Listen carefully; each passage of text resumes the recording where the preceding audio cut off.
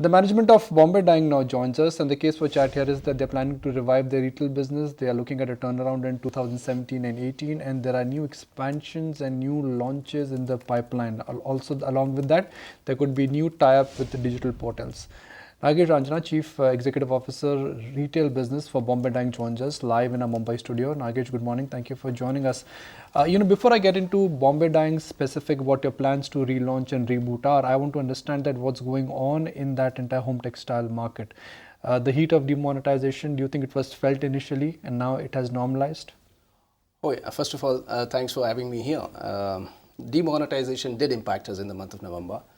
Having said that, we clearly see a bounce back in December, though it's premature for me to actually talk about whether it is a clear bounce back and it's going to sustain in the coming months. But I think the next 45 days, the festive momentum should actually indicate in clear whether this bounce back of December is going to sustain in the coming months as well. Now, when you say you're looking at rebooting Bombay Dyeing, I'm just trying to understand what are thoughts behind rebooting here, because the Bombay Dyeing I know was a good old manufacturing company with some uniqueness in the home textile market. Now, as a consumer, this is just my perception, as a consumer, I get a sense that Bombay Dyeing exists, but it's not like a crucial wannabe place to be.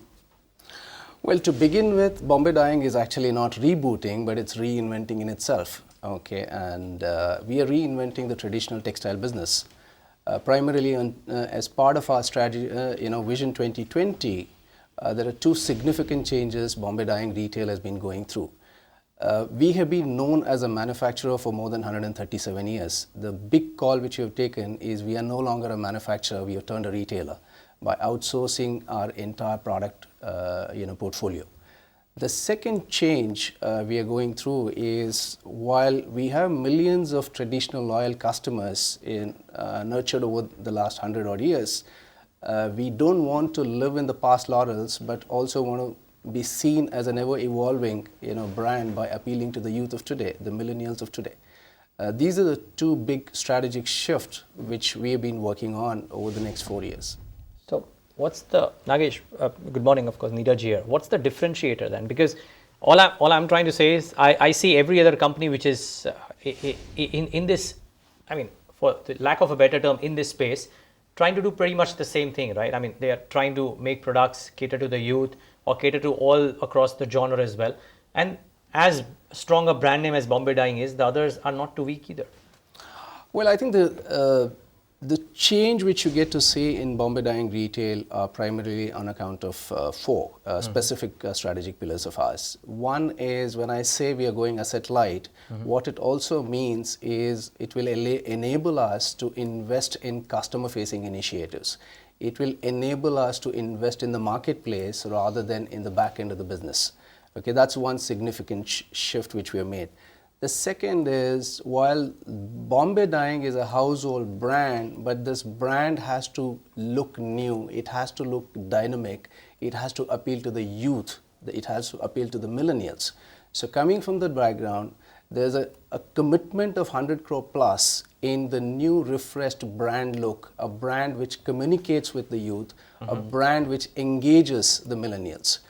The third shift which Bombay Dyeing Retail has been going through is in restructuring the entire organization. Unlike in the past when we were a manufacturer, the skill sets and the competences required within the organization was different to when we actually attempt to be a retailer. So coming from that background, we have not only restructured, we have been hiring people coming from FMCG, retail and other services background, and also scaling up our organization capability in the marketplace. Okay. The fourth shift which we've been going through to make our Vision 2020 a reality is scaling up our distribution infrastructure. As part of the distribution infrastructure, we are going live with our own e-com portal by the end of this fiscal. We are leveraging their strengths to drive the volumes and reach online. Of course. We are also launching our new franchise model, which will enable us to reach out with exclusive stores across 500, 1 lakh plus population towns in India. Right. Okay. So in which case, with all of these strategies coming to the hilt, what are the kind of numbers that you're looking at? I mean, what is it that you work with right now, and what's, say, a vision 2018? Where do you see yourself March 2018 or December 2018 in terms of numbers? Broad brush ballpark estimates, if you will. See, as part of Vision 2020, we want to be a 1,000 crore retailer, and with a primary focus of bed and bath. That aside, I think I would also like to share, while last financial year the retail segment lost money, the coming financial year 2017 and 18, we are targeting to be cash positive as far as the retail business is concerned. By 2018 and 19, we would like to be profitable on a net profit basis. That's good to hear, Nagesh. Just to stretch that point forward that you were making, while your portal is going to be up and ready by the end of the fiscal perhaps, tell me a little bit more about how many multi-brand outlets, how many franchise store additions are you looking at in the next year to come? What are the new product categories that you're also looking at, launching and then advertising? We today operate with 200 franchise stores across the country. Over the next 4 years, we are targeting 500 franchise stores with an average investment of 50 lakhs of rupees in each of these stores. That aside, we today redistribute through 5,000 traditional multi-brand textile outlets. We are targeting to scale that up to 10,000 over the next 4 years. So what this basically means for us is invariably we will be reaching out to the large chunk of the urban customers across India. We understand that you were looking at a stake sale for the retail business as well. Is that correct? Well, I can't speak on the speculation. Well, you can deny the speculation, let me put it this way. Well, I don't think there is any such discussion at this point of time. The Indian home textile market is becoming very competitive. I mean, earlier there were only 3 or 4 large players. Now there is online. There are companies like Wellspun, Indocount, which are also trying to take a piece of the retail pie. So you're looking at expanding in a market which is not competitive, but I would say it is hyper competitive, and then there's a discount war or a price war there. Yeah, when you speak about home textile market, we have to appreciate 2 things. First of all, it's a large, segment. The second is, the branded, product penetration within the segment is extremely low at this point of time. So the opportunity for any player like us is it's just not about actually expanding the industry in itself, but to grow the branded segment in that large existing pie, already there. So where Bombay Dyeing is actually positioning itself, given our premiumness, given our large customer following, is to grow the brand penetration within the existing segment. But now Bombay Dyeing has some legacy issues, and the legacy issue is that they have a lot of debt. You're committing to a capex, and the number you shared with us is about 100 crore. How are you planning to fund it? Are you looking at monetizing some real estate? Do you think your cash flows are going to be strong enough in order to fund this venture? And I think you recently sold some land and building as well. So will that be enough? And that's just the part 2 of this question.